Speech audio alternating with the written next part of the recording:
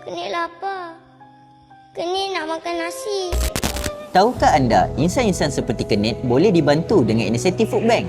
Inisiatif Ihsan Food Bank merupakan usaha berterusan untuk memastikan lebihan makanan yang elok dan selamat boleh dimanfaatkan semula untuk diberi kepada golongan yang memerlukan.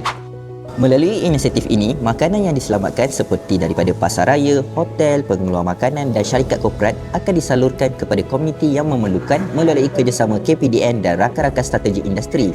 Inisiatif ini bukan sahaja membantu masyarakat, malah turut mengurangkan pembaziran makanan melalui 3 teras utama iaitu santuni komuniti, sayangi alam dan selamatkan makanan. Lebihan makanan yang masih selamat dimakan akan dikumpulkan dan diagihkan semula supaya lebih ramai dapat merasai manfaatnya.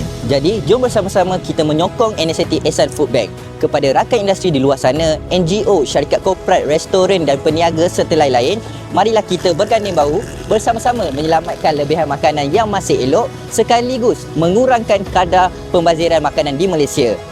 Ihsan Food Bank, santuni komuniti, sayangi alam, selamatkan makanan.